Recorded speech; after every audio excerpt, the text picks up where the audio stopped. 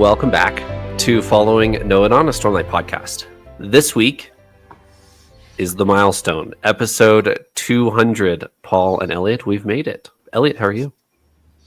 I am incredible. 200 episodes. This is crazy. If you told me, gosh, I guess it's been like 4 or 5 years ago. If you told 5 years ago me that I'd ever be 200 episodes deep in a podcast, I would have told you you're crazy. So this has been awesome and incredible, and I'm just so thankful that we've had this experience for so long now.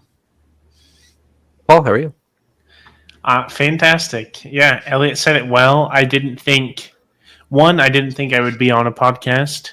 2, I didn't think if I was on a podcast that it would be long running like this. We've definitely been around the block been on the block for a while. It's been super fun. Yeah, I guess here's to 200 more, or however many however long Sanderson keeps releasing books. It's probably more like a lot more than 200 episodes. Yeah, we'll cross that bridge when we get there. Joining us once again, Tim. How many episodes have you been on? I haven't kept count. 5? It was quite a bit at the beginning, At least. but then it I fell feel like off. this is like the 5th. Yeah. Is my guess. Yeah, I could see Could that. be wrong. Okay. It's been a while though. It's been a while since I've joined you guys. How are you? So I'm really excited to join again. It's a lot of fun. I'm doing really well. There've been a lot of life changes, and life is good. The addition of a new quality beard is the biggest addition that I'm seeing. So Yes, for those congratulations. Thank you. Thank Thank you. for those of you listening on audio, maybe I'll just put Tim's face as your little thumbnail for the episode, so you can appreciate this beard. Okay, for the itinerary for today, we are going to take a pause on our Mistborn Era 2. We are, Tim, I don't know if you've been keeping up, but we have just finished Shadows of Self, and we'll be doing Bands of Mourning next week. But we're going to take a pause on that, and we're going to just do a little bit more laid back, just discussion about the Cosmere in general, and Brandon Sanderson and Dragonsteel as a company, that type of thing. So we're just going to have more of a Sanderson current episode as opposed to maybe a Stormlight specific current episode. So let's roll intro, and then we'll get into some more specifics on this episode.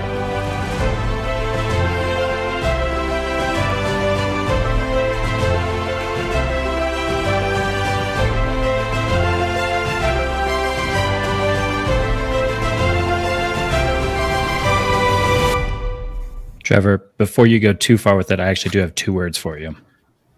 Oh, okay. Please grace us. This is cheesy, but it's a must do. My 2 words to sum up 200 episodes is just a simple thank you. And it's a thank you to so many different people. It's you, it's Paul, Tim, our various guests. But I think the biggest is just all of our listeners and viewers that are out there. When we jumped into this podcast, when you kind of roped me into this, I had at least a guess of what to expect for, an epic fantasy series. And I knew you well. I did not know Paul well, so that was kind of a unknown. Got to build a friendship there, but I really had no idea what the fandom was going to be, what the Cosmere fan following was going to be like. And I got to say, so far it has been incredible. All of you guys who've jumped in and just had chats with us and supported us. The fact that some of you are even willing to pay us money to keep doing this still kind of blows my mind. And I think it just all earns a huge thank you to all you guys who just chat with us and hang out with us and explore these books together. It's been awesome. Yeah, I certainly echo that. I really appreciate everybody who listens. And yes, I was very excited to rope you in your words, to the Cosmere circles. Tim precedes me though in Cosmere circles, and I know we've said this a couple times on the podcast, but Tim tried to get me to read The Way of Kings, told me I would love it. And I then picked up The Way of Kings, having not remembered he recommended it to me, brought it to Tim and said, "This is really great." And Tim said, "Well, I told you to read that." And I was like, "That's crazy. What are the odds of that?" So, yeah.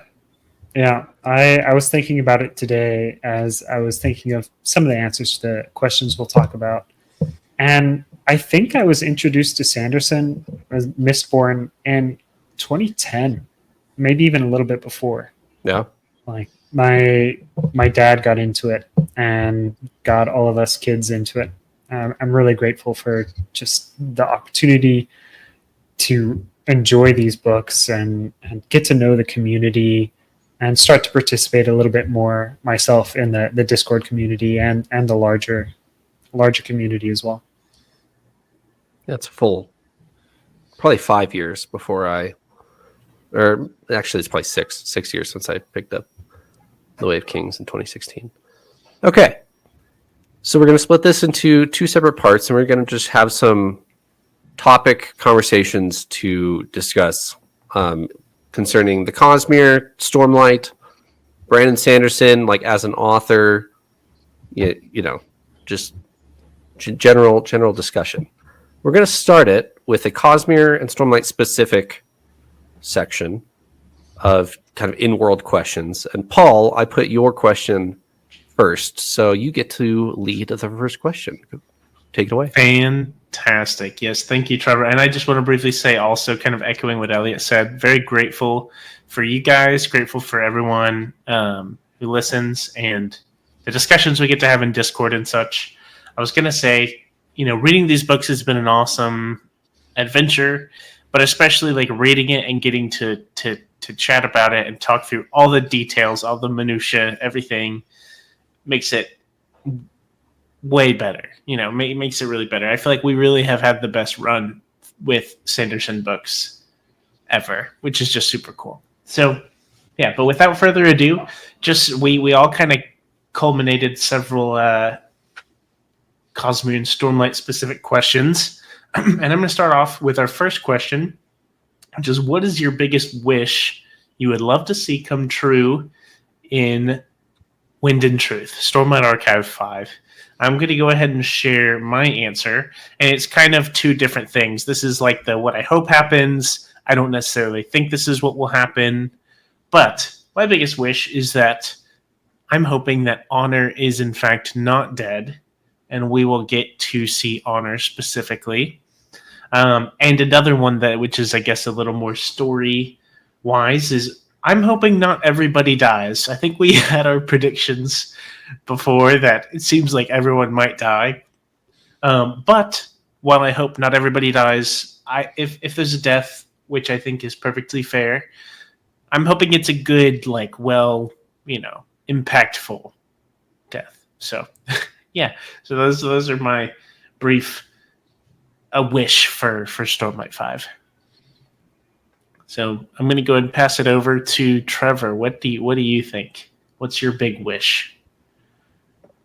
So in episode 190, we talked a little bit about this with Christian of the Lost in Roshar podcast.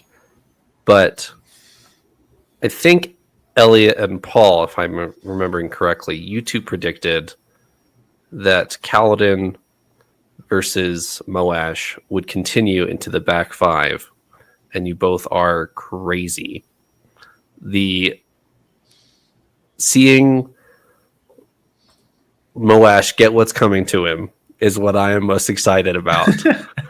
Yeah. In Stormlight 5. No matter what that is, I trust Brandon Sanderson to have a full plan for Kaladin versus Moash, and it will be done one way or the other by the end of Stormlight 5. So seeing that in the next probably 1,200 pages, 1,300 pages maybe, that we get to read next year, that's what I'm most excited about, is Kaladin versus Moash in the final chapter of that. Yeah. What about you, Tim? I'm excited to hear from you. Oh yeah, that's an epic scene. I like what both of you guys said. There's a lot of good things there. I had to think about this because I think that Stormlight 5 is going to end in defeat for our heroes. And so I was really glad that you asked this. I realized what I want. I think Kaladin's story is going to end, and I just want a good ending. What I wrote down is, first I want a happy ending, but I understand that might not be possible, and so I want a good ending for Kaladin. Tim, if you were to give odds on Kaladin having a quiet retirement on his manor in Alethkar at the end of Stormlight 5, what are the odds of that? He lives happily ever after. Syl is hanging out, dancing with Windspren. Maybe a 4 out of 10. And I think those are higher than it really should be. 40%? I could see it ending where the good guys lose, but somehow there's able to be a peace, and he's just done with fighting. Mm-hmm. Paul, if you had to give that a percent, is 40% optimistic? I think 40% is crazy. I think that's a bit optimistic, and I think that's unfortunate. I want to say 50% chance, but I think realistically about a 10-15% chance is my guess. I think we're ramping up to Kaladin laying his life down as like a fifth ideal kind of thing is what I envision. Yeah, I'm right there with you. I think there's another option you guys maybe aren't thinking about, in that I think the odds of Kaladin settling back at home with his family is probably 0. But there's still multiple other options. There's sad ending. There's also another ending where it's Kaladin ascends to shardhood, or maybe some kind of lesser like heraldhood or whatever. I think there's another path there where Kaladin goes on to bigger and greater things, either on Roshar or elsewhere. And that could be an ending to this. It would be then like a continuation of his story, I think, of him moving into some other kind of role in the future, which kind of ties into my wish for the book, which is Tim, you kind of said it. I think I'm going to say it in a slightly different way. I want a satisfying closure of the stories of Kaladin, Dalinar, and Shallan, like those main 3, to a at least kind of satisfying end of the arc that we're on. I love the intertwining themes that we've seen of like leadership and honesty and sacrifice and things like that. I want all of those to come to a climax in book 5, where all of that comes into play and all of our characters have to make defining decisions that will shape who they are and who the greater world is. I want that moment where all of it leads into and the characters don't have to end. They can go on and do other things, but I want the story that we're in to kind of come to a mostly closure. Yeah. I like the way you worded that.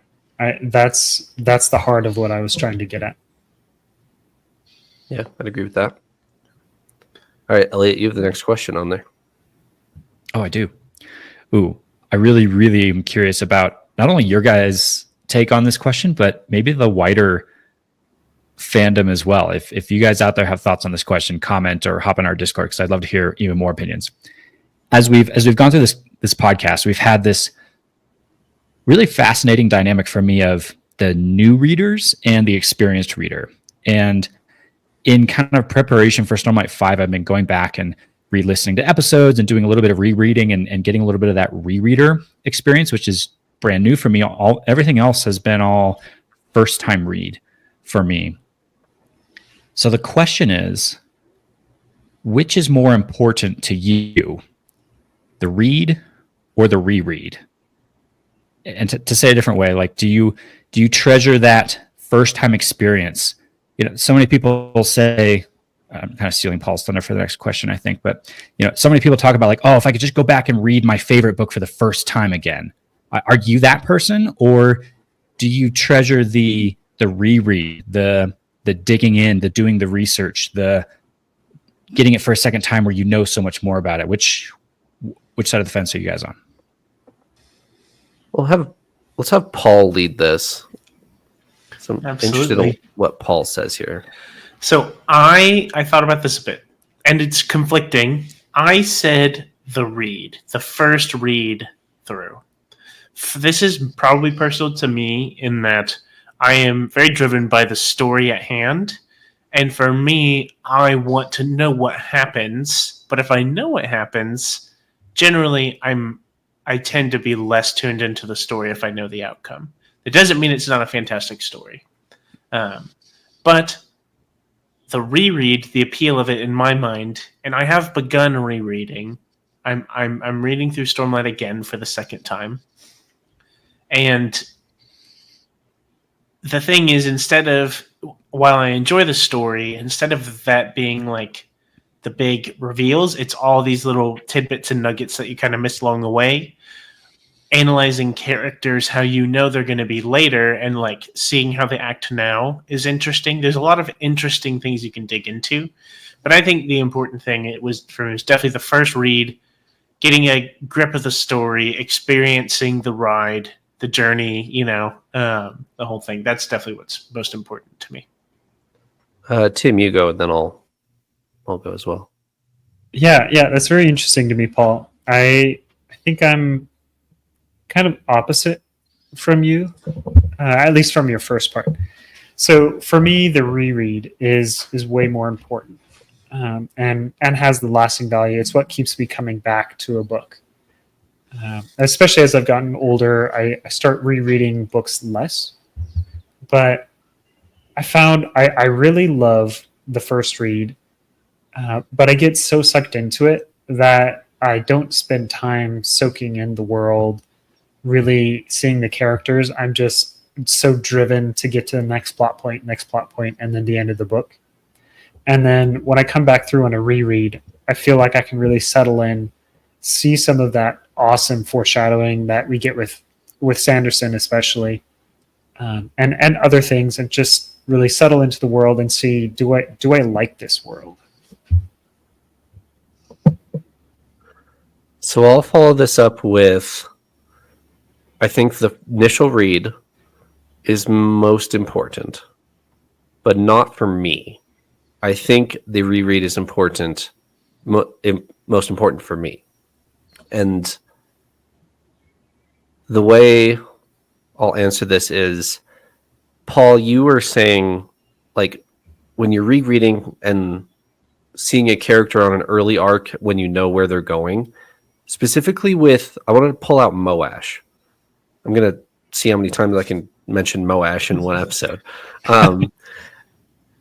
All of his early interactions with Kaladin, if you've ever, like, after Rhythm of War, picking up The Way of Kings or Words of Radiance, early interactions with Moash and Kaladin specifically have a really interesting light to them when you know where that relationship goes.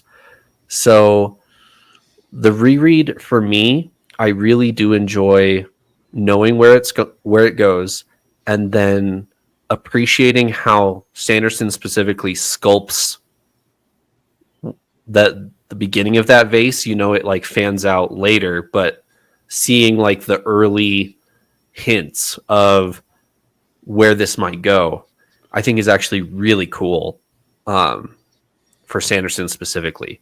So I think the reread has immeasurable value for Sanderson. That being said, you have to read it first. So maybe the initial read is more important. All right, Eliot. I'll have to keep myself short on this one because I feel like I could talk for a long time. I'm gonna cop out on my own question and say it's kind of both, which is kind of what you did, Trevor. But I'm gonna even more say it's both, because for me it depends on what the book is and what purpose that book is fulfilling in my life. There's books that I've read that I've only read once, and I don't ever intend to reread them because I think I got everything that I was going to get, and it had the impact it was going to have on me with one read. And a reread might even diminish it in a lot of ways with some books. But then on the other side of things, there are some books, and I think the Cosmere and Brandon's works falls pretty firmly in this, where you don't get the full value out of it until you reread. And if it's a book that really is going to have a lasting impact on you, or be something where you can dig further and further into it and get more and more and more out of it each time, you have to go for that reread, and you're going to get so much more. And those moments that impacted you in a big way on the first read impact you even more on a reread, because you pick up on so much more, or you understand the significance of it in the greater context. And so it's those books that have that reread value, I think that's more impactful and probably more important for me. But there are other types of books where that's not true at all, and a first time read is the more important, and maybe even all that's worth doing with that book. That's very insightful. That's something I've started to notice in the past few years for myself. Very well said. I think my question is up next, so I'm going to go and take the microphone back. As we talk about reading, rereading, and these moments, my previous question was looking at the feature of Stormlight 5, but this one, let's look back. Eliot kind of mentioned it a little bit, but what moment do you wish you could read again for the first time? This is anything in the Cosmere, could be any Cosmere moment. I think for me, I wrote it down. For me, it was actually most of the end of Words of Radiance. The moment where Syl becomes a shard blade was really cool to me. I feel like Trevor kind of made fun of it, and I think it's kind of a joke of the "stretch forth thy hand" quote. I loved it. somehow she just gets teleported to 14th century Old English. Like, what is going on? Yes, exactly. And but not just that exact moment, but like the whole ending of the book was fantastic. The duel of Kaladin and Zeth in the sky, that moment where she becomes a Shardblade and he kind of stands up to defend, I think was fantastic. But I have a second mention of what I wish I could read again for the first time, and that is when Teravangian becomes Odium with Nightblood. Even just saying it, my body is like, I'm getting chills like crazy, because that moment I was absolutely starstruck, baffled whenever like that happened. I was absolutely, just blown away. I was like, this is the craziest thing ever. And so those are my moments. But I'm going to pass it, I guess, in the same direction. Trevor, what are your moments you wish you could read again for the first time? So to answer your question first, and then I'll go back to actually something that you said. Hands down, it has to be the end of the Way of Kings. When Dalinar surrenders his Shardblade after he's been saved by Kaladin to trade a man's life for one priceless Shardblade for, 1,400 Bridgemen or whatever it is. It's so good. It's poetry, and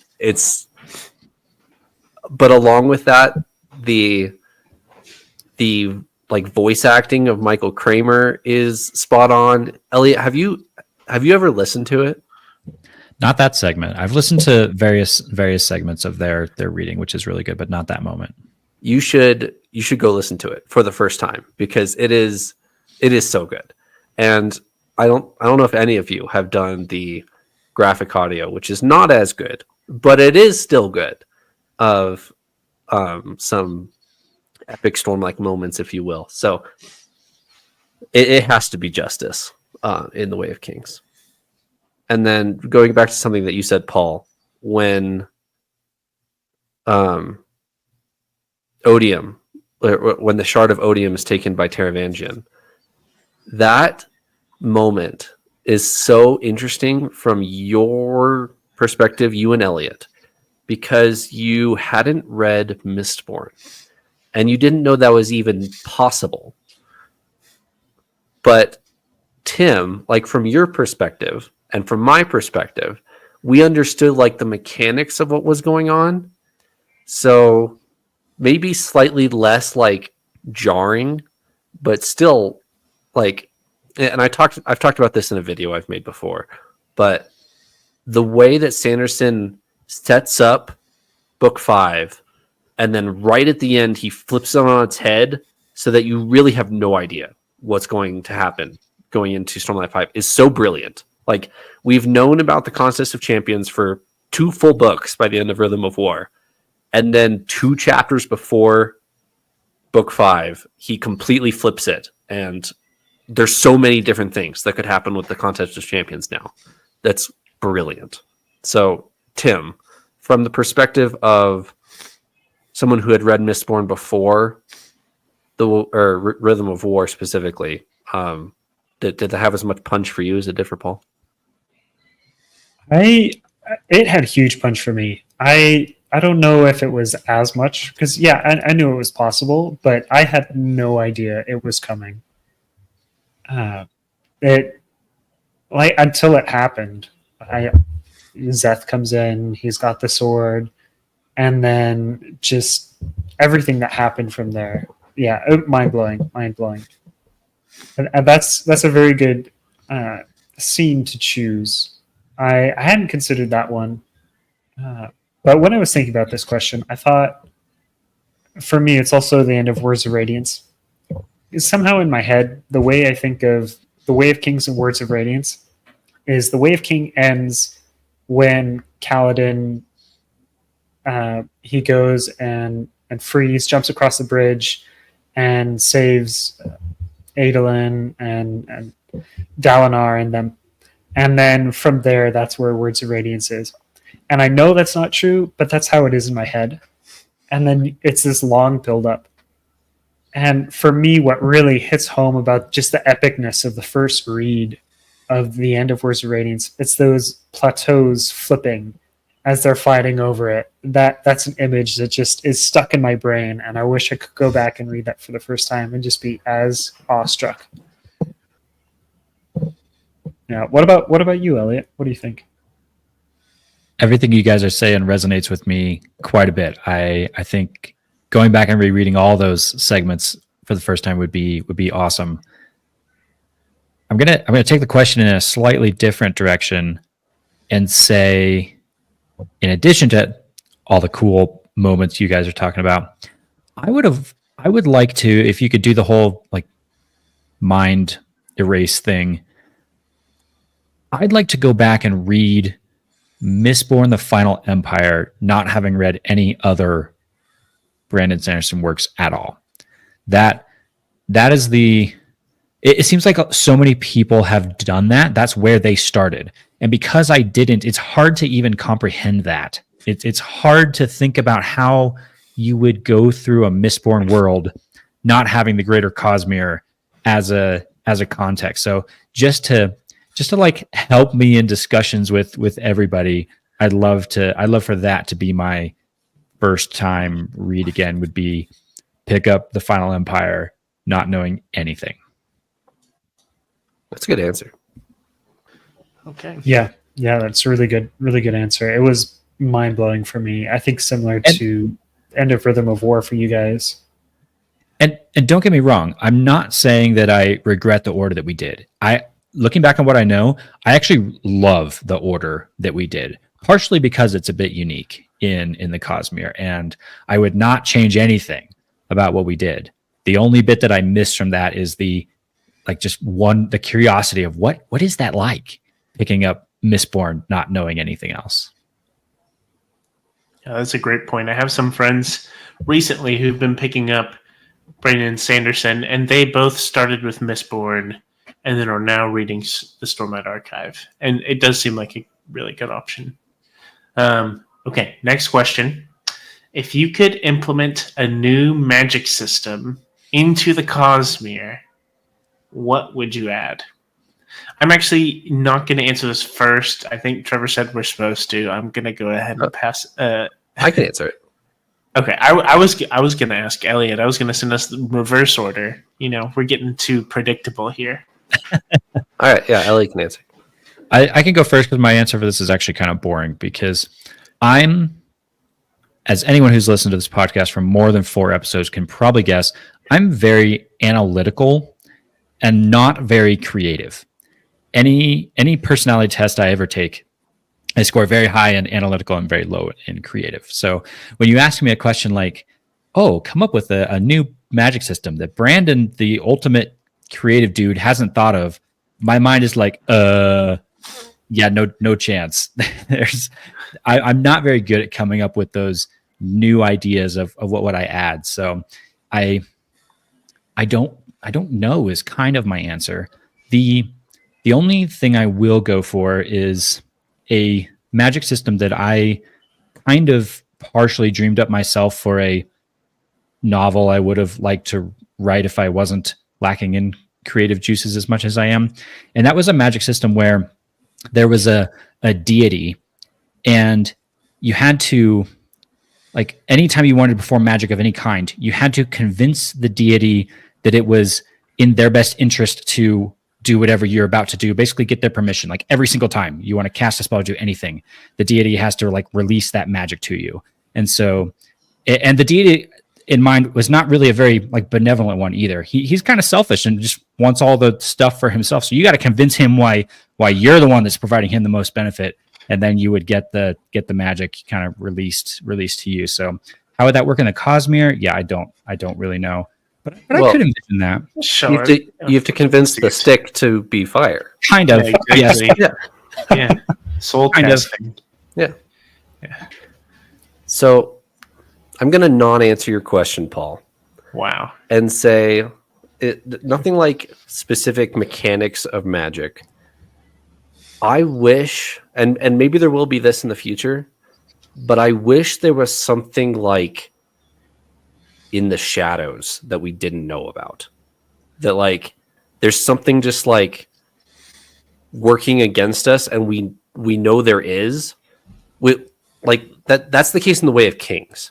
Like odium as a term is mentioned like twice in the entirety of Way of Kings, and there's something going on on Roshar that's weird, but you don't really know what that is. I wish there was the equivalent of that in the Cosmere. Like not a shard, not Silverlight, not the 17th shard or anything like that. I wish there was something like maybe the Ghost Bloods is this, but like they're kind of boring and lame. dare I say?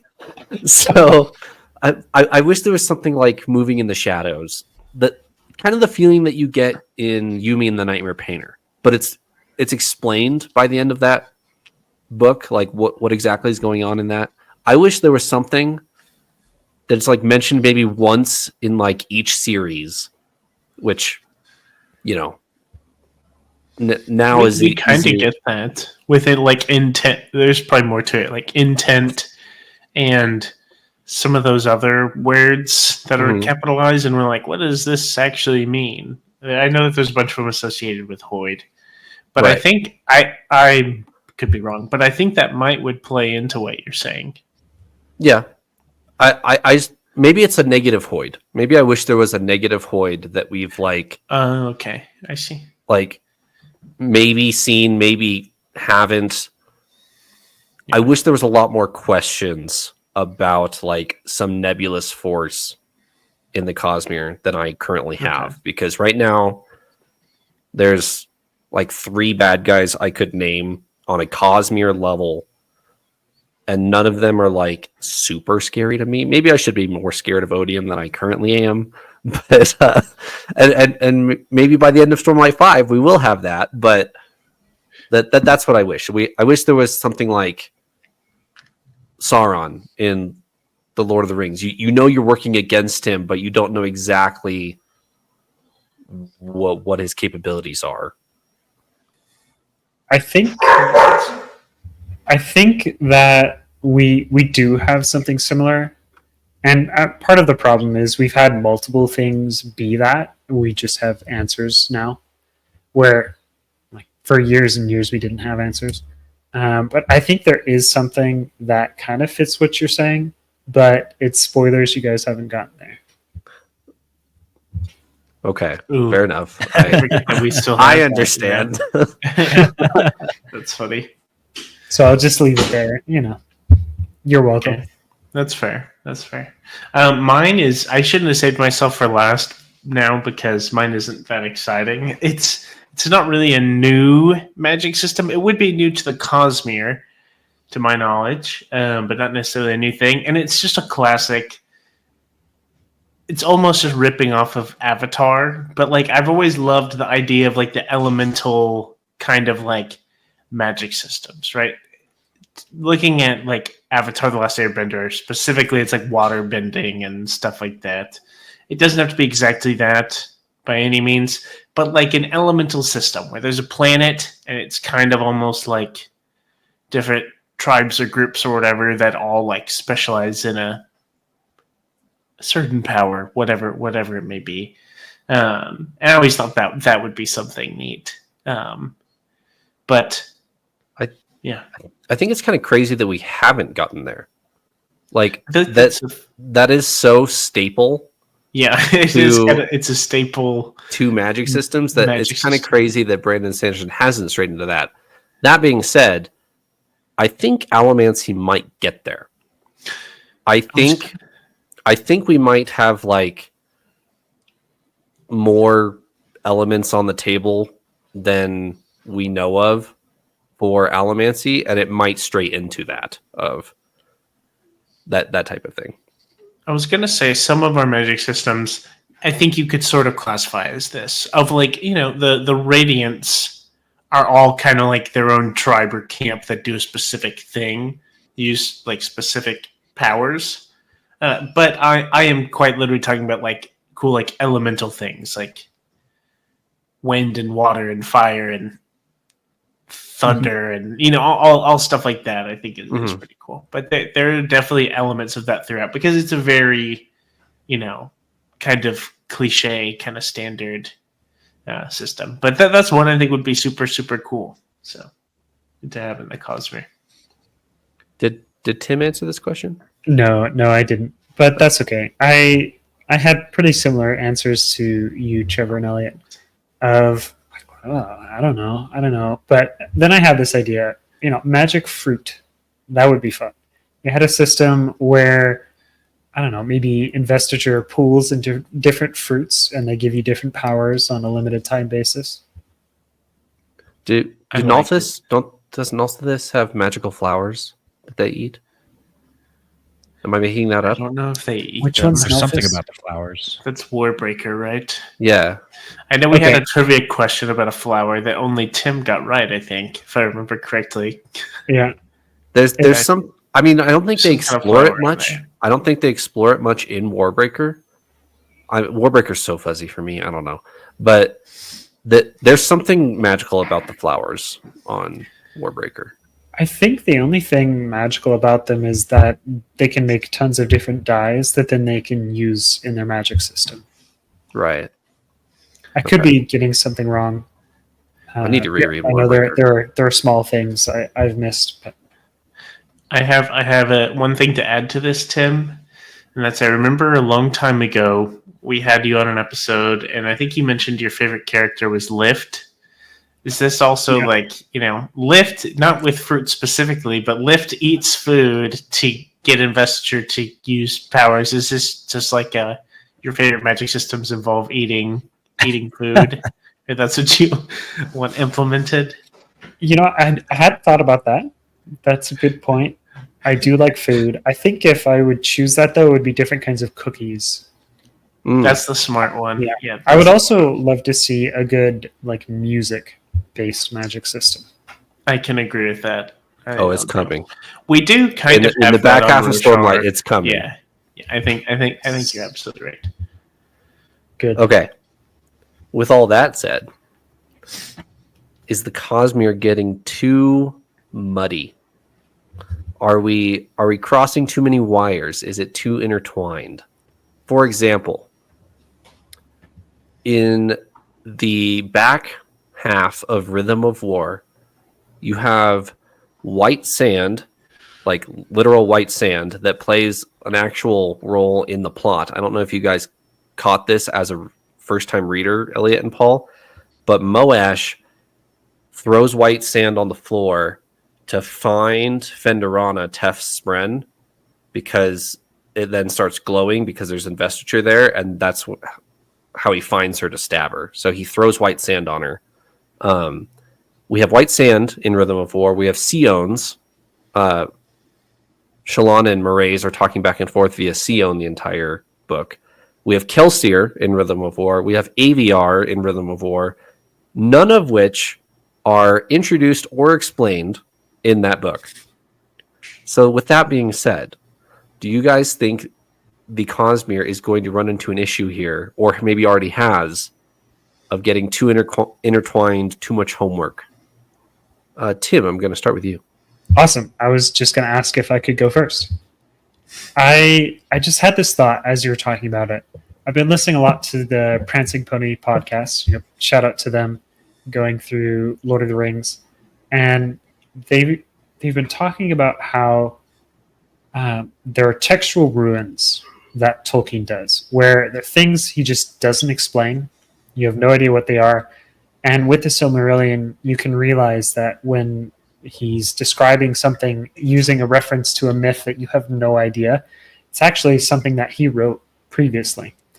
And I think that for a first-time reader, if they're only going through Stormlight, those can be textual ruins of things where you're like, I don't know what's going on there, but maybe it'll be explained eventually.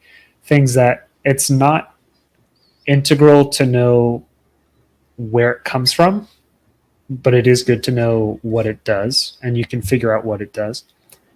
That being said, I'll jump into the rest of what I have. I think for new readers, specifically into the Stormlight archive, it is getting very, very muddy waters, and you almost have to read everything. If you want to get everything out of the books, you do need to read everything. But I think for the rest of his work, Sanderson does such a good job separating out the different areas. And so you can read, 90% of his work and it be completely fine to read it on its own. Though for me, as a longtime reader, as I was saying earlier, I've been reading for, I think, 14 years, maybe a little bit longer, Sanderson. And it just keeps getting richer and deeper. And I love that there are all these interconnected things that through, listening to your guys' podcast and talking with other people, there are so many things I have no idea. But once some things are connected, I can really see what's going on. And that's what keeps me interested in what he has. What do you think, Eliot? I like a lot of what you just said there. I think Brandon does do a good job of almost this like choose your level of difficulty kind of thing. You can go max, you can go legendary and read every single thing in the right order, get all the links, dig up all the stuff, study the copper mind. Or you can just not. You can just read the books and take them for what they are, and just accept the fact that you're not going to get everything, and that's fine. And I like that. I think the only thing I would add to that would be, I think Brandon needs to be intentional about that going forward.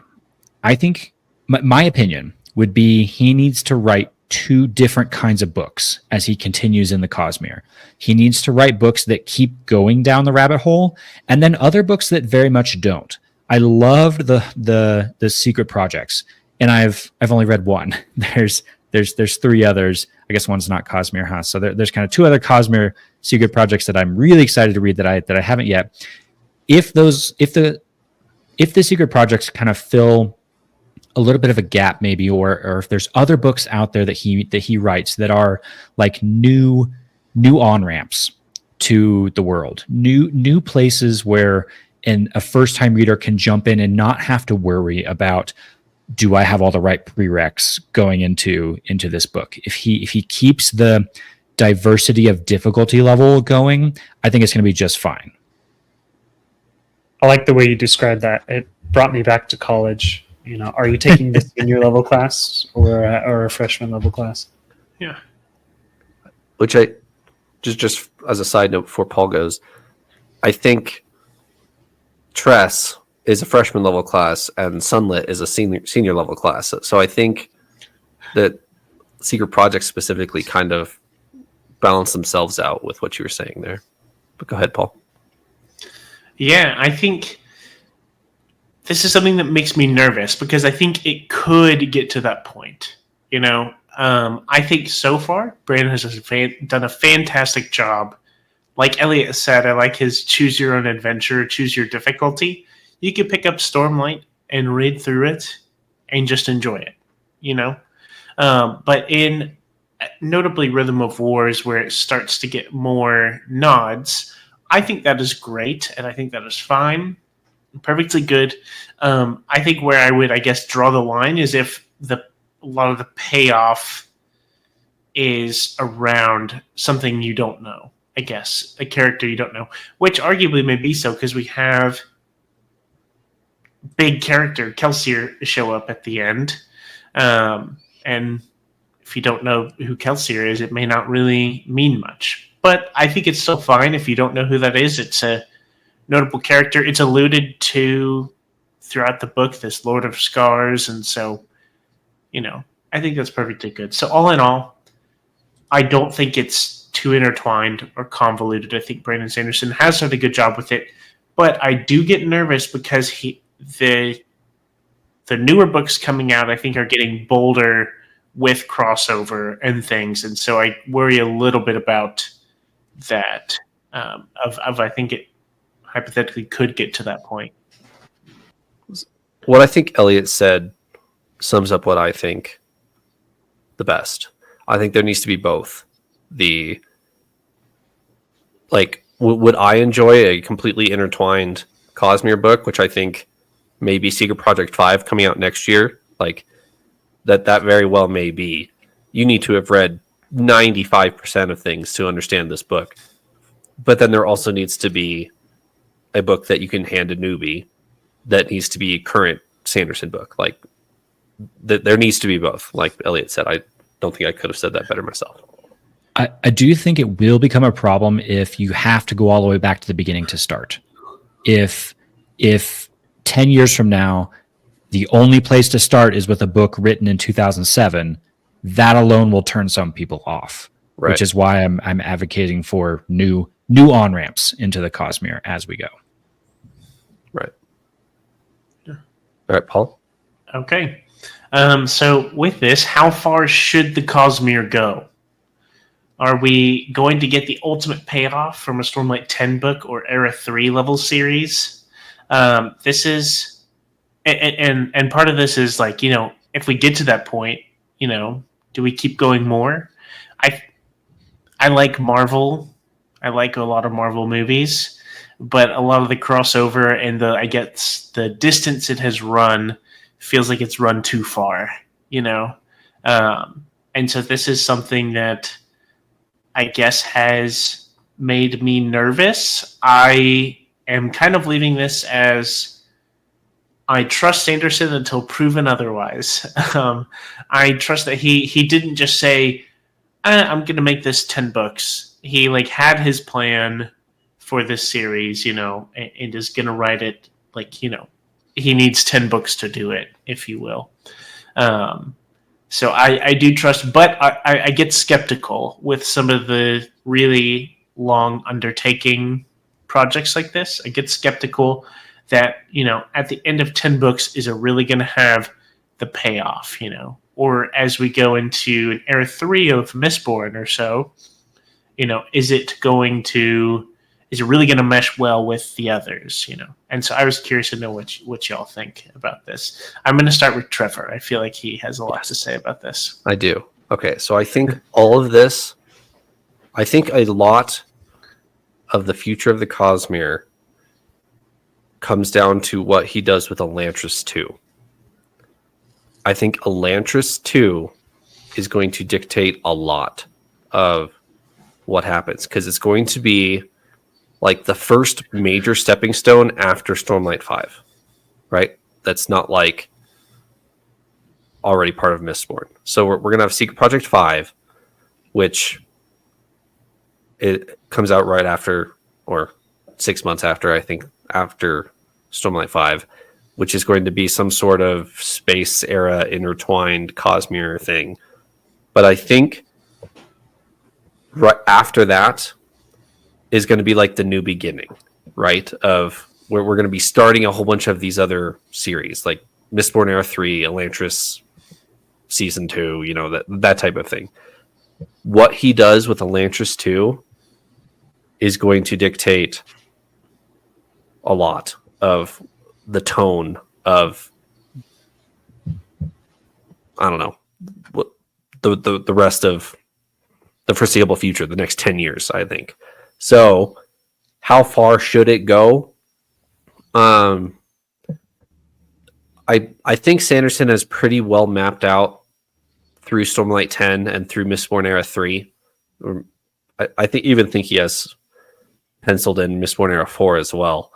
But after that, I think we got to start looking towards reforming Adonalsium or whatever we're doing here. So if we don't see major movement towards that by Stormlight 6, then I would like to. I would like to start seeing some end game Cosmere progress by Stormlight 6. I think that's a really good point. Yeah. Like at some point we have to reach a conclusion regarding the shattering or something. You know? Right. Yeah, or even know what a conclusion will be or could be. Right. And if it keeps going past that, that's fine. But there needs to be an end game for your Marvel reference, Paul. Mm-hmm. There needs to be a book where everybody shows up, everybody's invested. And if they keep going past that, that's fine. For those of us who are super invested, for another clever use of phrase, like we can do that. But there needs to be, and I don't know if this is going to be like Stormlight 10 or what, but there needs to be an end game. And we need to get there. I fully agree with you. I don't think there has to be an end to the Cosmere, especially with, I think that what Marvel has run into is that superhero movies are all kind of similar.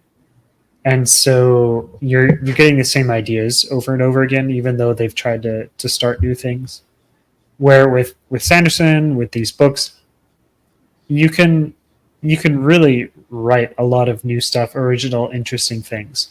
But I agree with you, Trevor. I really want to see an ending to this story, and I don't want it to be 20 years from now or longer. I want it to be sooner than that. Yeah, I thought I had more, but I think that's it there. I want to see these interconnected books that really bring this all together and make an epic moment that made it worth reading all of these books for so many years. And I think it should be coming. It should be coming sooner than later. I think we've learned along the way that Brandon is the master of payoff. He's really good at planting that investment in you as a reader, growing it, developing, building just the right level of tension, just the right level of information, all leading to this awesome payoff. To see Brandon execute that over the course of like a 30-year, 30-book grand Cosmere, I think would be amazing. If there was a Cosmere capstone, to keep with my college classes references, I guess, like book that you would read that is the, hey, go read everything else before you read this because it's going to be epic. That book could be on another level. Unlike anything that's out there or has been out there before, it could be so cool. I do think, however, he's going to have to be very careful on his way to get there. For some things that I think we've already touched on already, I think he's going to have to be careful about turning away new readers. He's going to have ways to get new readers involved. And he's going to have to watch out for burnout. Marvel's hitting this. The Marvel reference is a really interesting one, and one that I think Brandon has even talked about on his podcast before. I think it's one he's well aware of, is superhero movies are suffering some severe burnout. Brandon is going to have to see that coming and strategize through that, making sure that he doesn't burn out his readers along the way. But I think he's got something pretty big in his favor in order to help him there.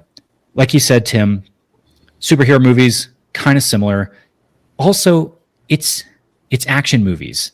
There's a lot that gets sacrificed in the name of coolness in an action movie.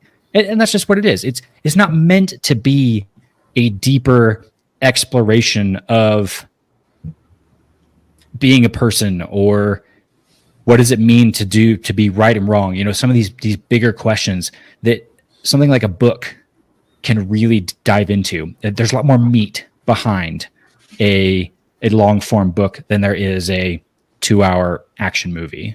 And so where that format lends itself, I think, more to the burnout, I think the book format and the material that Brandon consistently pumps out is,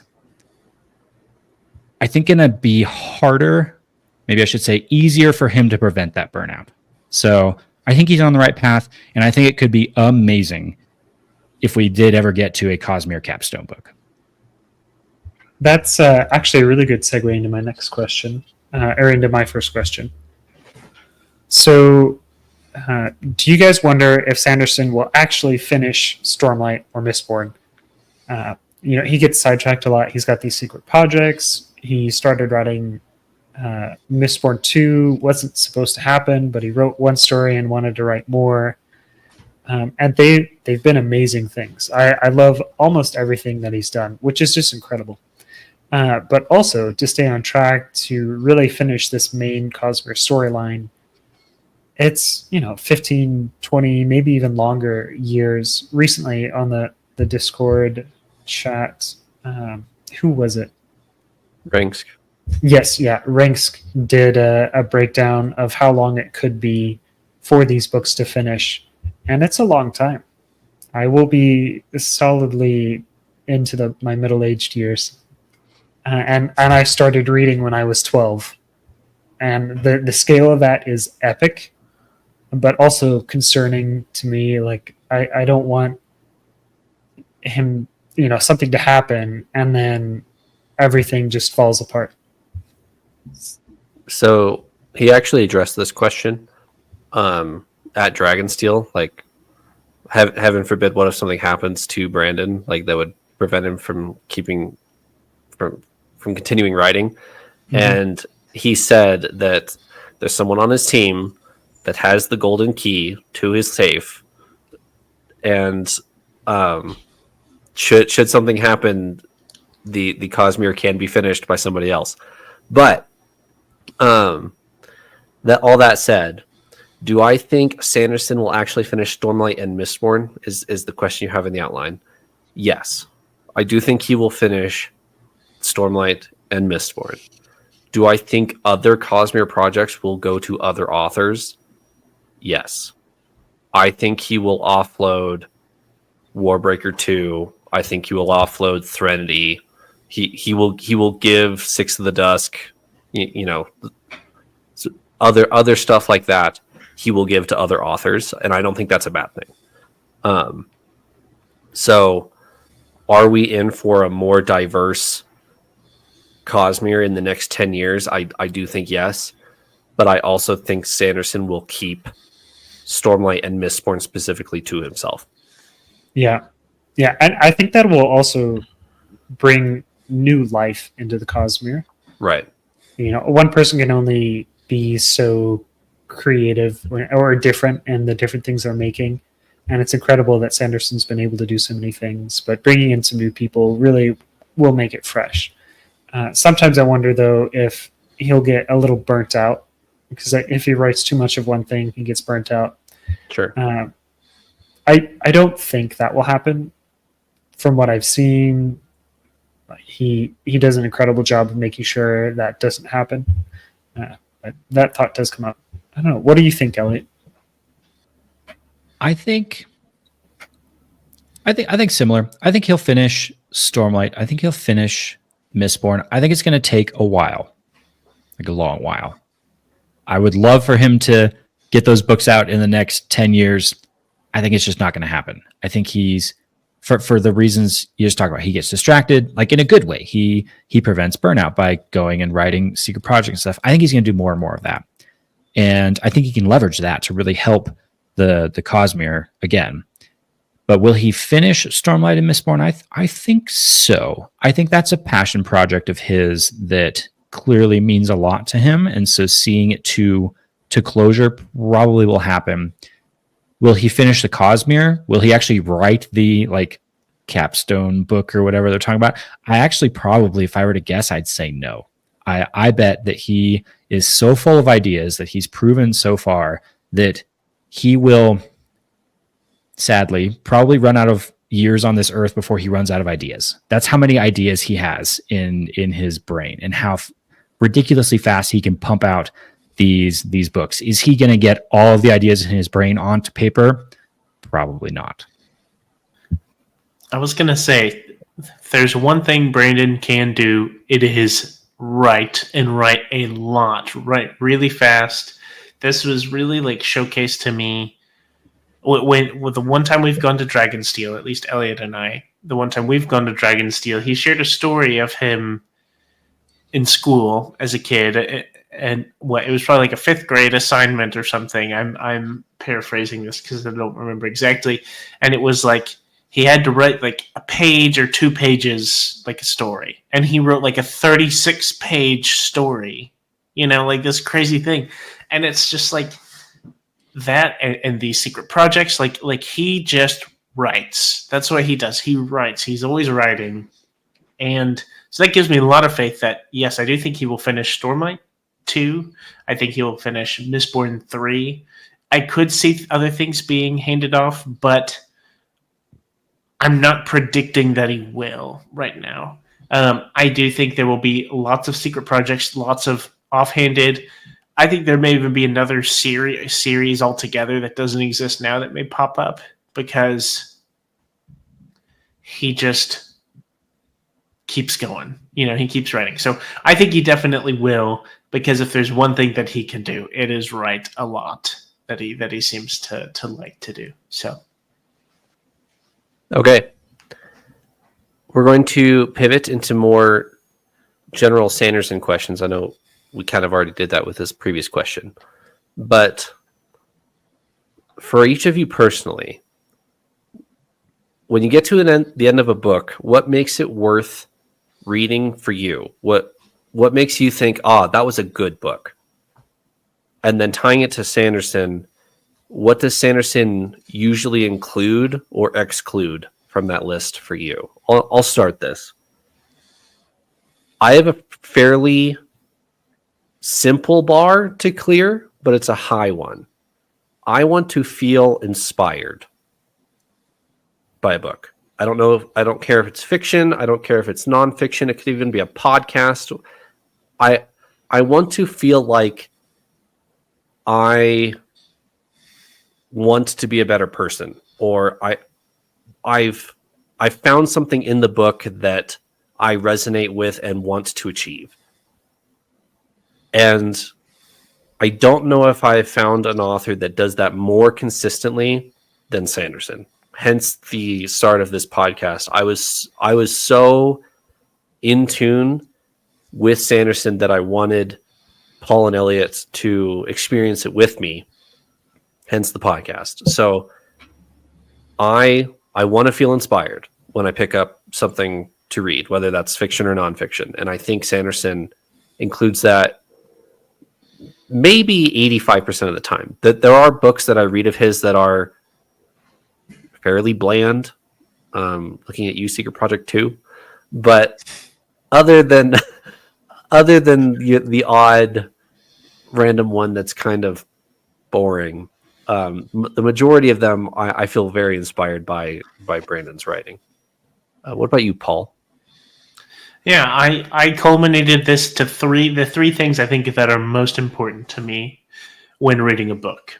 These aren't in order; they're all important. But one thing that's really important to me is cool characters I can get behind or interesting, really cool. I've been a fan ever since Zeth was in the intro, right? Cool characters, well-written dialogue, and then tales or quests of honor. It's kind of a standard trope in fantasy, but something that I think is very important of like honorable characters and kind of, I guess, exploring, kind of questions, right? We have a lot of like ethical questions and stuff throughout Stormlight. And that's not necessarily like a requirement for me, but it is something that's neat. I love the end of The Way of Kings and kind of the honor element of it. I think Brandon includes all of these on the list for sure. So yeah, those are probably the most important things for me when reading a book. What about you, Tim? For me, I want it to be entertaining. I think I've talked about it on the podcast before. I remember the first time I read a book and I stopped reading it halfway through and didn't go back to it. And I realized I didn't like the character. I didn't like where the story was going, and I wasn't entertained. So those are the important things for me. I want the characters to be interesting. I want them to be going through. I want to explore the truths about human existence, which I think Sanderson does a really good job at. And I want it to be in a really fantastical setting. It doesn't always have to be, but for me, fantastical, it can be in the classic medieval fantasy. That's very gripping, very interesting, feels very historical. Also in sci-fi, the possibilities of what could be based off of what we have. And so for me, Sanderson really hits all of those things for almost all of his works. Like you, I've got a few that I don't go back to, but he's consistently done such a good job with that. Eliot? Tim, you said something interesting there about the fantastical setting, and it made me think of Tolkien's essay on fairy stories, and where he discusses the concept of escape and how powerful that can be, and how some people might look at that escape of, well, why are you trying to escape this world and get to a fake one, and kind of cast some shade on that, where Tolkien defends it in that essay. And I strongly believe this too, of you can discover so much about yourself by diving into a fictional world. You can come out of that fictional world with so much better understanding of yourself than anything real of this world, which I think is so powerful. And I think for me, though, the bottom line tied in with all that is what Trevor said. Trevor, you know must be related, because you about read out my answer that I have in my notes. The bottom line for me is, what makes a book worth reading? It's a simple question: does it make me a better person? And I know that's heavy sometimes. I don't mean to say that you can't ever jump into something for pure entertainment. I think you can. But as I'm getting older, as my kids are growing up, I'm realizing that my time is extremely valuable, like extremely valuable. I have to make really hard choices all the time about what am I going to spend my time on today? And so the amount of time I get to just pick up a book and read it is really limited. And I find myself asking that question all the time of, why am I doing this? Why am I picking up this book? Is this really the best use of my time? Should I be outside in the yard playing with my kids? Should I be, working on something to advance my job and my career to, provide for my family better? Those are the kind of things that a book has to compete with for me in my life. And so the answer to that question has to be yes. Am I improving myself by reading this book? If the answer is no, I'm not going to read it. Yeah, I like that a lot. Eliot, you have the next question on the outline. Oh, I do. Ooh, here's an interesting one. Another Tolkien inspired. We're talking about Tolkien a lot tonight. This summer is the 70-year anniversary of the release of The Fellowship of the Ring by Tolkien. 70 years. And it kind of got me thinking. We look backwards in time, hindsight 2020 and all that. We have I think a really good understanding of where Tolkien sits in the history of fantasy fiction. We can look at the impact that he had on the genre, on other authors. It's very clear, I think, to see the legacy that Tolkien has left. My question for you guys, looking forward, which I understand is a lot harder, 70 years from now, or maybe 70 years from the first release of like Way of Kings or something like that, what do you think Brandon's legacy will be when we look back on him 70 years from now? I have 2 words for you. The Cosmere. I think it's going to be the staple of what interconnected worlds looks like. Because I really do think he will, given enough time, I think he will do an excellent job of bringing it all together, leading us along in a great way, and giving excellent payoff. I think maybe this is pessimistic. I think this will actually have a negative impact on fantasy. Not that Brandon Sanderson is doing a bad job or anything like that. I think the implications it will have for other fantasy authors will be bad. And here's why. I think authors are currently, that there are authors out there writing right now, watching Brandon Sanderson and thinking to themselves, okay, I need to prove that I can write a 1,000-page book and put in little like Easter eggs of things I could write in the future, and that will get me published. I think that will be a bad thing for publishing for the next 20 years. I think in 70 years, Sanderson will be the first of a good list of fantasy authors, a fantasy genre of interconnected magic stories. But I think it will go bad before it goes good. And I think publishers will make a mistake of publishing poor authors who write 1,000 pages for nothing, because that's what people accuse Brandon the Way of Kings of, right? That this could be 500 pages, or this could be 300 pages, and you get a Shallan novella. But for all the reasons why they're wrong, I think they will be proven right in other works. I think the Way of Kings should be 1,000 pages. I don't think these other books coming in 20 years should be 1,000 pages.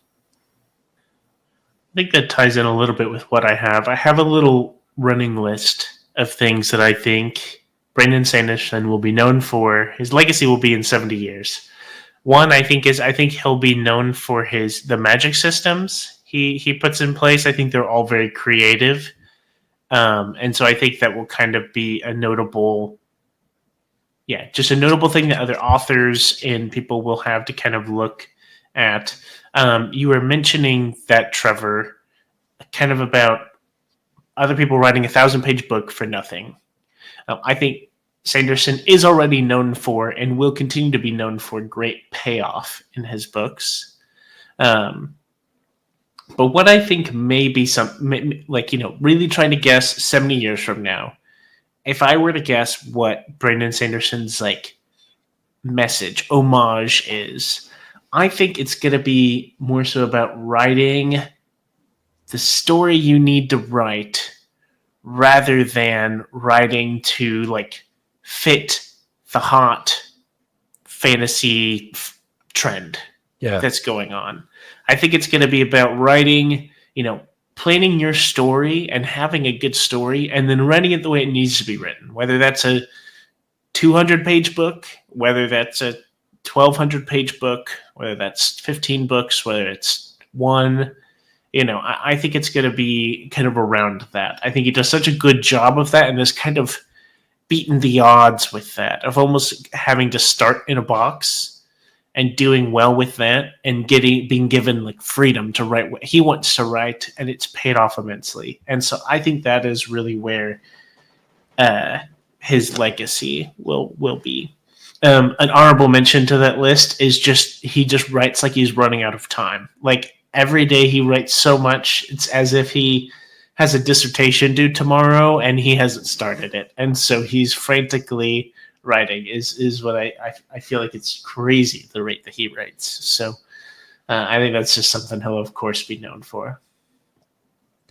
I wrote my own little list of things, and I think you guys covered just about all of it. The one I will add, which fits in well, Paul, with your kind of, he writes the story that he wants to write, is I think he's going to be remembered for addressing the challenging topics.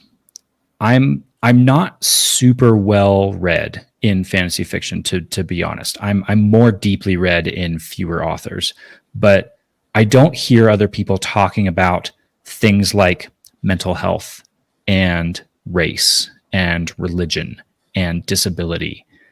These are big topics in Brandon's works. They come up, they're integral parts of the story. And I think he's going to be remembered for that, for diving into things that I think other fantasy authors have actively avoided because they weren't sure what discussions or hot topics that was going to touch on by getting into it. So the fact that religion is a huge part of so much of the Cosmere. Every story we get into, I kind of figure, this is going to be the one where the religion isn't a central theme. Nope, every single one. Every single one seems like there's these huge, tough topics that are hard to discuss and hard to dive into without being worried, about offending people. And the way Brandon does it is just so genuine that it opens the discussion instead of shutting it down. And I think he'll be remembered for that. Do I have the next one? I do, don't I? I think so, yeah. Okay. Going a different direction with some of these questions. As Brandon grows in popularity, I'm kind of thinking a little bit in the future, perhaps.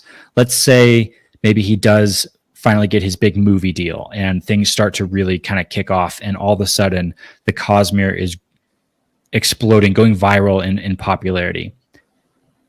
Is there such a thing as the Cosmere getting too popular, or no? There's no limit to how popular you'd love to see this fandom get. Do you have any fears about the popularity of the Cosmere? And I think I'll go first on this one with some of my thoughts, because the reason I bring this question up is because this actually is kind of a fear that I think I have. And I feel a little bit guilty about it, because on the surface, it's like, man, these books are so good. The topics are so good. I just talked about, addressing the challenging topics. It seems like everybody should dive into these works. And I'd love to see millions and millions and billions of people getting into these works. But at the same time, I kind of fear that. I kind of fear that level of fanboy where people latch on to not the right things, where a fandom becomes known for fun fight scenes and cool visuals and the deeper themes and these kind of core topics that are so powerful get a little glossed over, and you start to go into conversations with people and you think, oh, this fandom is so popular, you don't know what conversation you're about to get in because there's so many different types of kind of levels of involvement or investment in the discussion, and you're like, can I go deep with you? Can I really, dive into why Lord of the Rings has changed my life? Or are you going to look at me like I'm crazy because you've only ever seen the theatrical versions and don't even know that the extended versions exist? Like it becomes a little bit of a landmine kind of a thing. And maybe I'm going too far with that, and I shouldn't, but it's a little bit of a fear of mine. What do you guys think? I'll go ahead and say, Eliot, I fully understand what you're saying, but I think I'm on the opposite side. I think I am. There's really no such thing. There's no such thing as it becoming too popular. I do understand that because, right, that there are people who are like, yes, I like Lord of the Rings, and I've read the Silmarillion. I know all the stuff. There's a lot of significance in there for me. A lot. For some people, it's that was neat. Orlando Bloom is hot, stuff like that, which is great. And I'm kind of on the side of, I think that's great, and I think there are really great messages in there. And whether that's someone's favorite part, I think it's a good thing that they that people have exposure to that, whether or not it really sinks in. Because some people, it's not going to hit the same. We've listened to all these reviews Trevor has read us, where people are reading the exact same book as us, and they're coming to completely different conclusions. Completely different. I love that you said that. Yeah. Yeah. And so I think I don't have a problem with it. I think the more people that there are, if there are billions of people who are Cosmere fans, there's going to be a lot. That does mean there's going to be a lot more people who I think don't get it or don't appreciate it. But there's also going to be vastly more people that do appreciate it, and I think that's very, very worthwhile. I think that's a really good perspective. I think that brings me hope, and maybe it tells me I should be a little more optimistic. That's a good viewpoint on it. Tim, do you have input? I have a lot to say, so you can go first. All right, yeah, I'll jump into it. I'm not scared of it getting too popular. I think you'll run into things like the Hobbit movies where I had a lot of problems with them, but most people were like, yeah, they were kind of cool. But I don't think that's a big problem. For me, I've had so many people across the world that I've traveled where I mention, or I'm carrying The Way of Kings, or I mention Brandon Sanderson. It's one of my get to know you questions. And I have so many friendships built from people that say, no way, you know that book too? And I'm just excited for that to grow more and more. Yeah, I don't see any problems with it. So, Eliot, I do have one fear, but it's not the same fear that you hold. The bigger the Cosmere gets, the bigger Stormlight gets in popularity. Yes, that there are idiots in every crowd. Like there's people who misunderstand the Stormlight archive as is. There will be as it gets more popular. That doesn't bother me. That doesn't detract from my Stormlight experience. I'm not concerned about the popularity of when Sanderson gets his big movie deal and then everybody picks up Mistborn for the first time. I'm not concerned about that. What I am concerned about, and this may be an irrational fear, and it may be rational. I fear, and that as Sanderson gets more popular, I fear for Sanderson. I am most afraid that Sanderson will abandon his morals or stray from his religious moral foundation, because that is what founds the Cosmere for me, and that's what I most enjoy. So I am the only thing I have a fear of is all of that getting to Sanderson. I don't think that will actually happen, but that is the only fear I do have, is that at some point, like, Sanderson is a very religious man. Sanderson is a very moral man. That's what The Way of Kings roped for me. Was I read that book and I was like, this is a moral book. This is really good because it's moral. And I am afraid that if he becomes too popular, he may stray from that, and I may stray from enjoying the Cosmere if that is omitted, and it just goes to more action books. I don't think that will happen, but that's my fear. I will say I did not have that fear, but now I do. No, I do want to say, Trevor, I do echo that immensely of what one of the things that stands out is, like y'all have been mentioning, he touches on a lot of difficult topics, but handles them very gracefully. You're right. And while also, like, it's not like he empowers a lot of different groups and people, but it only has a positive impact on the story. The story is still fantastic, and he incorporates all those things. And yeah, you're right. You know, if it gets too big and there's like external pressures to, you know, Game of Thrones is Game of Thrones, and, you know, other shows don't need to be like Game of Thrones in an on-screen adaptation where it's just a good story but way too much adult content. Right. You know, and so that is really good point. So I would say too, I think that's a good point you bring up, Trevor. I think I fear less necessarily for the corruption of Brandon. I've got a lot of faith in Brandon, but Paul, I think you touched it briefly there. As popularity grows, pressure is going to grow immensely from a lot of different sources. And will it be enough to impact him negatively? Yeah, it could. That's definitely a fear, but I believe. I have faith. I also have faith, for the record. Yeah, I agree with you. You all brought up some really good points I hadn't considered before. But talk about, you know, some other authors and some other things. I've got the next question here. What has been your experience reading books by other authors after being immersed in Sanderson for so long? And I can start this one off. I recently started reading a new book by a well-known fantasy author, and to be fair, I think it was his first book, so that could be why it didn't quite hit with me. But I found myself not quite knowing if it wasn't written quite as well as many books I've been reading lately, or if I've just been trained to read Sanderson and it's not Sanderson, and so I'm just not enjoying the book.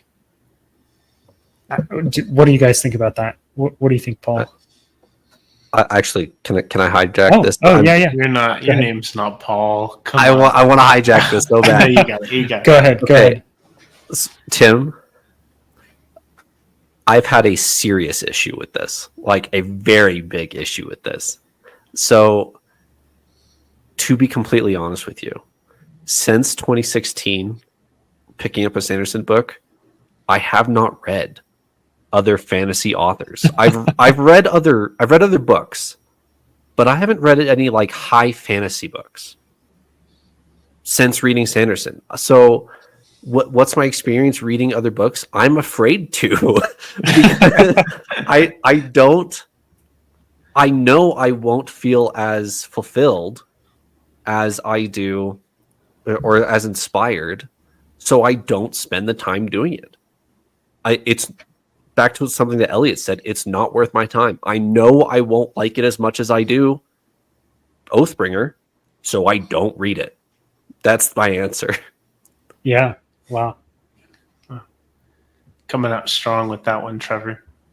I will say, so naturally, this starting to read Sanderson has turned me more into a reader, where I was not a reader. Historically, I've not liked reading, don't read a lot of books, but, there have been exceptions. There have definitely been exceptions, and I have read several other books while reading Sanderson. I've read the Lord of the Rings trilogy in The Hobbit, which I had read before, but read it again during that. I have actually read Harry Potter recently, and I'm currently starting the Malazan series. And one thing that I want to say is, with I'm going to go example by example. Actually, Lord of the Rings, reading it. After reading Sanderson and seeing so many things in Sanderson's books that are little bitty details, which are expanded on later, I found myself really digging into those moments that are in the Lord of the Rings. There are minor references in the Lord of the Rings, which are references back to like the Valar, all the like bigger things in Tolkien's history. I found myself really tuning into those as much as possible and trying to spot them, which is a trait that I've definitely developed, I think, from reading Sanderson books. But I would say in general, with Lord of the Rings, with Harry Potter or other books, which I don't think those are the best examples, in all honesty, for this question, I find myself trying to not worry about that. When I read Sanderson, I'm trying to nitpick details, find little nuggets, because I know he likes to do that. Other authors, I'm like, this is just a fun story. And I just need to try to enjoy this fun story. So I feel like I've had to make a little bit of a mind switch. I will say notably Harry Potter was harder for me to read because I feel like that series specifically, I didn't feel much payoff. The aspects that you had talked about, Trevor and Eliot, of like inspiration or finding something in the book to benefit from, I struggled with that. But that's, like I said, I feel like those aren't the best examples because Tolkien has always been my favorite. I love the world of the Lord of the Rings. And then Harry Potter was, I feel like, hard to compare and contrast with Stormlight. So one caveat I will say, I've started reading Malazan, and I think a positive is, my understanding is the first book of Malazan, which I'm not far into at all, just really cracking the first couple chapters. It's, to my understanding, a notoriously hard book to pick up. Thus far, I feel like having read Sanderson's books has really helped me to get the picture of what's going on and to try and piece things together and make notes of things, even if it's a bit confusing and out there. So, yeah, that's kind of a lot to say and not a very firm answer, but I feel like it just depends. There's a lot of aspects that I've taken from reading Sanderson books, now reading others. Yeah, it seems like it's been really helpful for you rather than hurting by comparing the writing styles or what you used to. I would say that's true. I will say, specifically with Harry Potter, whenever I was reading it, I'm like, I kind of wish I was just reading Stormlight. That was the one that I did feel that way. They were still good books, and that one they probably would have been sweeter had I not have read Sanderson. But others, I would say it's more of a positive transition than, I guess, akin to Trevor's deathly fear of reading others. Something that Brandon does really well that I didn't realize until I went back to go read some other books like Wheel of Time and Malazan as well. I'm actually trying to start the first book of that also. What Brandon does well is he keeps you motivated as a reader all the way through the book, at least for me. The types of books that he writes really jive with how I like to read. And so I never experience, actually there's one exception. I hardly ever experience in Brandon's book that reader fatigue. The Well of Ascension was a little bit of an anomaly for me. There were chapters in Well of Ascension where it was like, ugh, can we just get there? There's every other book, I never feel that. I always want to turn to the next chapter. I always want to know what's happening. When you go read other books, and this is true of Tolkien, you have to have discipline as a reader sometimes. You have to keep yourself motivated sometimes, where you're reading through a chapter. Silmarillion is my favorite book of all time. It takes a heck of a lot of discipline to get through that book, because you're going to read a chapter and you're just like, I might need to put this down for a little bit because I'm feeling a bit of fatigue. That doesn't happen in a Sanderson book. And so that's been my experience going to other authors, is remembering that I have to motivate myself sometimes to say, you know what, it's going to be worth finishing this book, but maybe the next 3 or 4 chapters, I'm going to have to push myself because I'm feeling a little bit of that fatigue. Fair enough. Yeah, excellent answers. Excellent answers. This next question I have is for you three.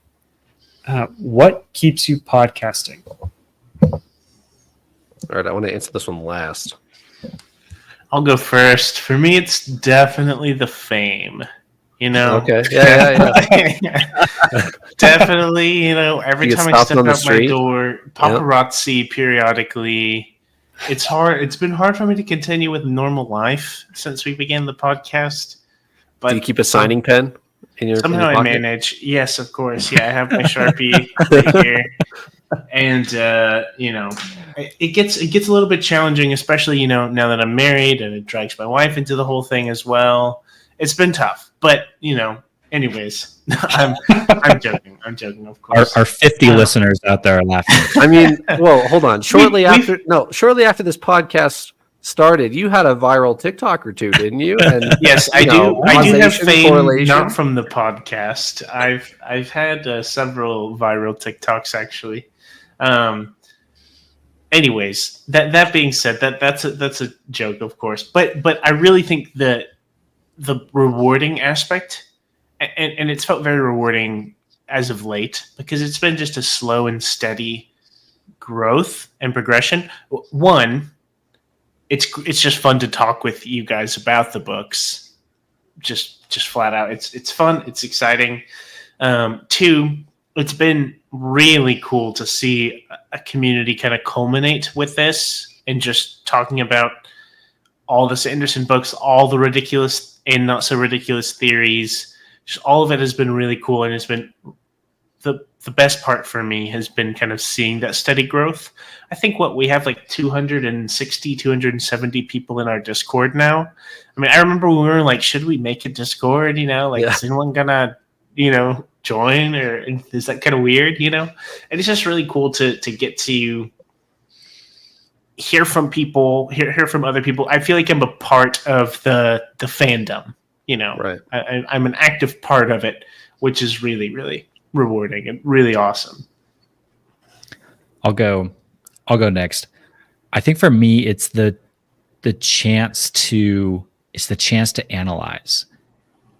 It is so much fun to read a book in this manner. I don't think I've ever read anything quite like this, where I know I'm going to have a discussion. I've gone to book clubs and stuff like that, where I know I'm going to have a discussion about a book. I don't think I've ever read anything like this, where I'm reading like 3 chapters and knowing that I have to sound smart about them at the end of it. And so that really drives a whole level of attention and analysis into my reading that I really have been enjoying. And then to be able to come and bounce thoughts off of these guys, and have Paul say something crazy that he thinks is silly that actually unlocks this huge, ridiculous theory that turns out to be perfectly correct. Those moments are so fun and so unique in a book reading experience for me. This has been just, really cool. I agree. Trevor, before you go, I want to add to what Eliot was saying of reading 3 chapters and then needing to sound really smart about them. I want to say reading through chapters and wanting to, sound smart about them, but also having no idea, absolutely zero clue what's going on. Like, some of those times where we're just like, it's only questions that are raised and only like ridiculous things that have come up with no explanation at the time until the next chapter. It is quite an experience. So, yeah. Okay, Trevor, let's hear it. My answer is pretty simple. It's the same reason that I had for starting the podcast, and the fact that it's still the same reason ever since then, I think is really cool. But the reason I wanted to start the podcast was I really wanted to hear what Paul and Eliot thought of The Way of Kings. That was it. And I thought to myself, would I be excited to record this podcast regardless of who was listening? Yes, because I just wanted to hear what Eliot and Paul had to say about this book that I really like. So what keeps me going on the podcast, I just really enjoy sitting down every week and hearing Paul and Eliot talk about Sanderson. That was very sweet, Trevor. I like that. I also kind of like hearing what you have to say, I guess, too. Yeah. Thank you. He apparently does like hanging out with us because we've done this 200 times apparently, which is still kind of crazy to me.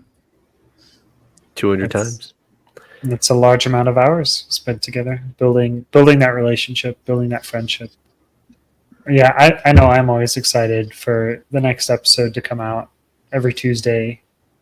Try to remember to download it before I go to work. And just that community. Tim, how do you do on those Stormlight refreshers? Do you play along with? Sometimes, if I have enough brain power when I'm listening, I will. Doesn't take much to beat us. We usually score like yeah, one. I know. Yeah.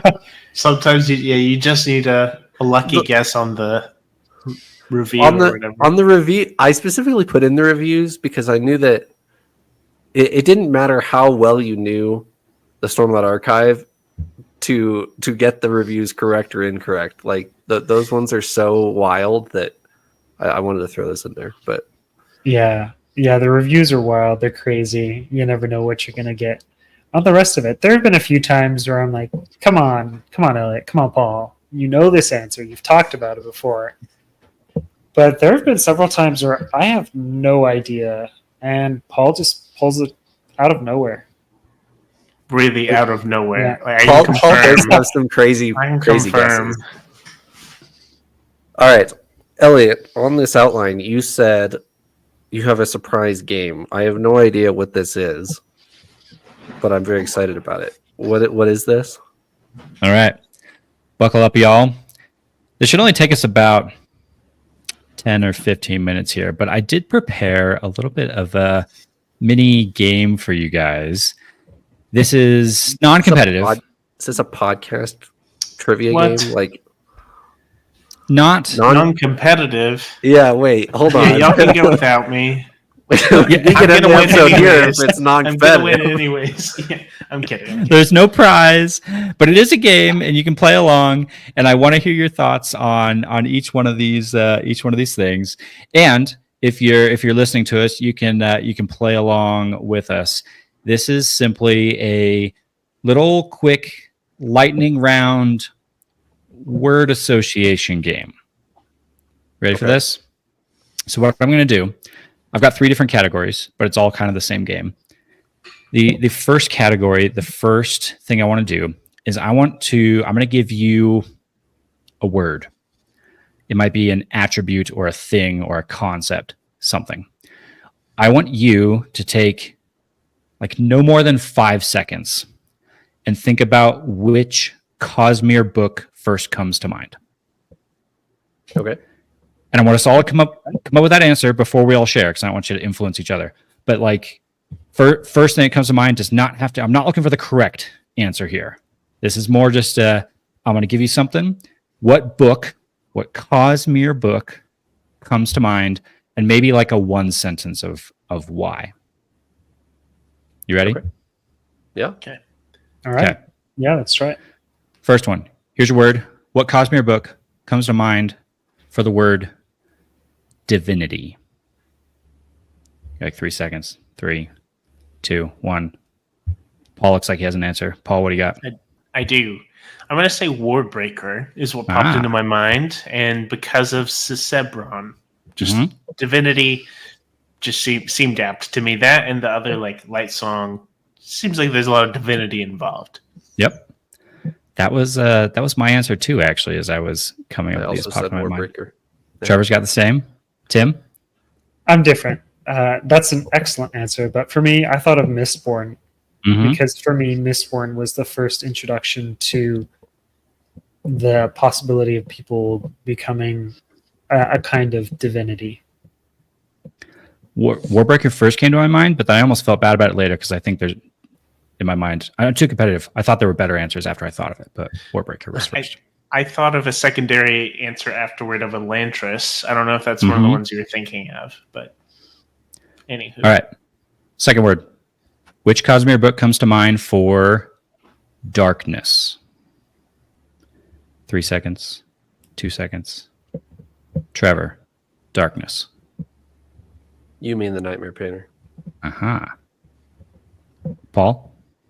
Does this count in the Ars Arcanum, the Shadows of Silence and the Forests of Hell, or whatever it's called? Because that's definitely what popped into my mind first. Yeah, I say Cosmere book, but Cosmere story or, anything. Short stories count.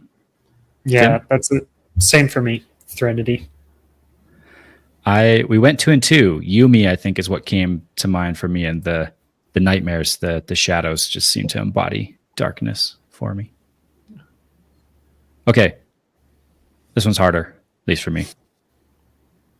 Quest.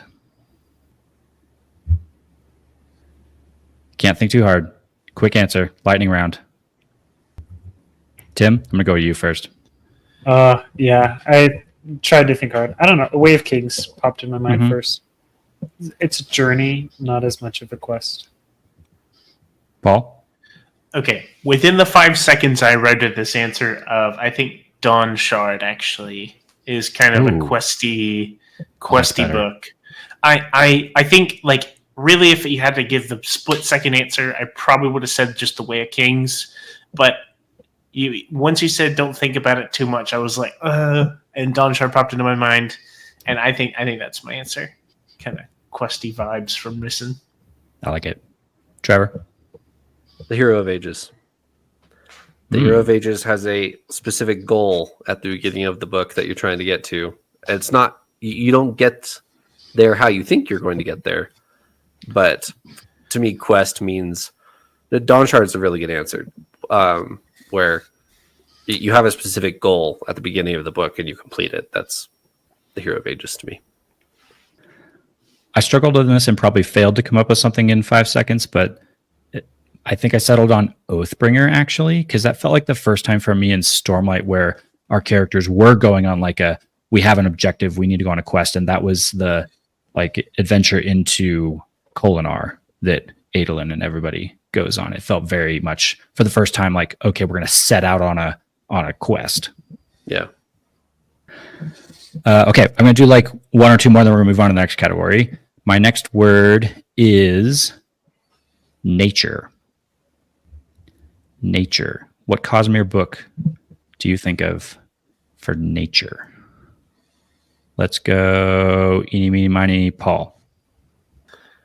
I actually thought of Yumi and the Nightmare Painter. Mostly Yumi's Planet is what I have in mind. I instantly thought of the artwork of Yumi and Painter kind of in the trees. That was really the image that popped into my brain. Trevor?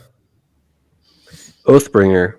And the only reason why is because I immediately jumped to Cultivation in my head. And Oathbringer is the first book where we really get associated with cultivation. There's a lot of Spren in that book too. Oh yeah. Yeah, I also started with Cultivation, but then I thought of Lift's book. I don't remember the name. Edge Dancer. Edge Dancer. Yeah. I actually had an answer pretty quick on this one when I was writing it down, and it was actually is the name of the story the same as the character, the Sixth of the Dusk guy? Mm-hmm. Yeah. Yes. Yeah. That book seems to have a very like the presence of nature is very felt in that book. It's a good answer. That's true. Okay. Last one for this, and then we'll move on to another one. Family. Cosmere book for family. Try to go to a different order this time. Trevor first, I guess. Rhythm of War. Kaladin has a lot of interactions with his mom and his dad. Oh yeah. In Rhythm of War, Hesina and Lirin really take, if not center stage right in Rhythm of War. So, Like it, Tim. Elantris. I thought I was going to be clever by going that one, and no one else would. Paul. Okay, I also said Rhythm of War for Hesina and Lirin, as well as kind of the interesting family things you learn. Interesting, to say the least, with was Raboniel. I don't know. There seemed to be a lot of family situations that came up in Rhythm of War. I do think Elantris is maybe a better answer. That's a really good exhibition of that. I like that. All right. I could have also gone the Final Empire. The crew's kind of a family. That's true. That's true. Okay. Shifting gears slightly. Same concept, same game, but now I want you to think of a specific character. So I'm going to name an attribute. Give me the first character that comes to mind. The first word is driven. Which character is driven? And I don't know. Tim? Kelsier. Oh, yeah. Yeah, he's got his goal and he'll follow it till the end. Uh-huh. Paul? That's really true, Tim. I thought of a lot of names. I think I'm ending on Rayaden, actually. Okay. Yeah. Of just, sticking it out no matter what, sticking out through the plan kind of thing. Trevor? Okay, so you said the first name that comes to mind, correct? Yeah, I did. Without changing it? Okay, so my answer is so unserious here. I went with the other definition of driven, where you are taken from one place to another. And then I went with Kaladin because he is transported in a slave cart to the Shattered Plains. He is driven to the Shattered Plains. Not because he's motivated to get out of the bridge crew. No. He's driven. He's literally driven. I like that. You're not wrong. Not wrong. That's a good answer. Good answer. Solid. Thank you. Next one for you guys. Religious. Religious. I just did the same thing Paul did. I thought of the character, can't think of his name. I am seeing some thoughtful faces on this one. No, I definitely have my answer. I don't think I'm thinking of who Trevor maybe thought I was thinking of. What do you got, Paul? I thought of Hrathen from Elantris. I guess I'm just thinking of Elantris characters. But I feel like that raised a big, religious dilemma in that book. Was very centered around him. And so that was what I thought of. There's a lot of characters I can think of with this. Maybe ironic, but Yasna. There's a lot of anyways, So Yeah, that's pretty ironic. Mine was similar. I thought of Lightsong. He's one of the least religious people in that book, but that's what came to mind. I also thought of Hrathen, but since Paul took that one, I'm going to go with my second one, which is Yumi. Oh, that's a good answer. That's a good answer. Yeah. Hrathen came to my mind first, but yeah, apparently that's the obvious pick there. Okay, next one. Ambitious. Ambitious. Trevor. I'm going to add to my Moash tally. Paul? I instantly thought of Vin with no questions. I thought Vin was ambitious in how quickly she ramped up from not knowing anything to being the strongest character ever. So I thought of Vin. Tim? Well, my first thought was Thraken. I think I was influenced by the last one. He is ambitious, trying to convert a whole nation and in a short time. And my second one was Teravention. I actually settled on Risen for this one. Risen seems like ambitious beyond maybe her station. I don't know. That's kind of a negative way to think about it, but she seems to have high ambitions. Yeah, I think Gavilar also fits it really well. Oh, That's true. Yeah. okay. Last one for this category, and I'm going to change it up on you.